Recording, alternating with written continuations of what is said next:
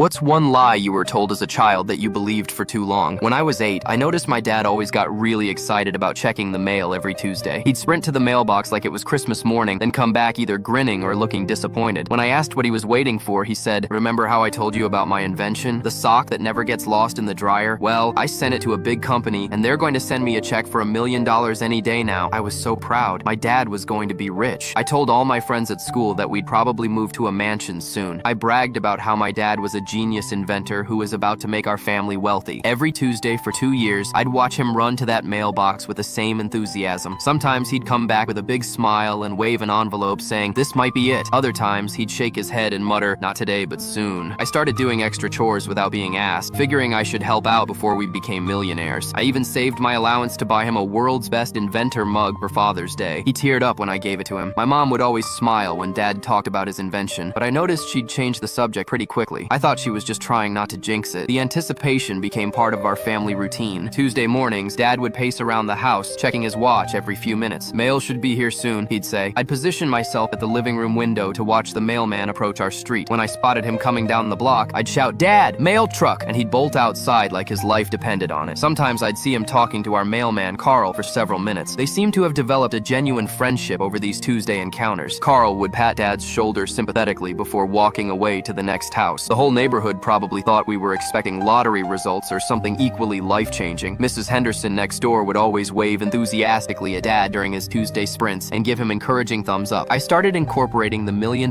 windfall into all my future plans. I'd tell my teacher about the amazing vacation we'd take to Disney World once Dad's check finally arrived. I promised my little sister we'd get her the giant dollhouse she'd been wanting for months. My friends began asking when exactly this money would come through. I'd confidently tell them, "Any day now," just like Dad always did. Some kids at school started jokingly calling me Rich Boy, even though we clearly weren't rich yet. Dad would sometimes come home with small presents on random days, claiming he'd gotten a advance payment for his invention. Looking back, these were probably days he'd picked up odd jobs around town. One Tuesday, I decided to surprise Dad by getting the mail myself. I wanted to be the one to hand him his $1 million check when it finally arrived, but Carl told me there was only bills and junk mail that day. I asked Carl if he'd ever delivered anything from an invention company to our house. He looked confused and said he'd never seen anything like that in the 2 years. That night, I started paying closer attention to Dad's Tuesday routine. I noticed he'd sometimes stay outside for a long time after getting the mail, just standing there looking through the envelopes very slowly, like he was hoping something would magically appear. When I turned 10, I was looking for Christmas presents in my parents' closet and found a cardboard box hidden behind some old winter clothes. Inside were dozens of those Tuesday envelopes Dad had been so excited about. They weren't from any invention company. They were unemployment checks. My dad had been laid off for over 2 years and was too embarrassed to tell us. The $1 million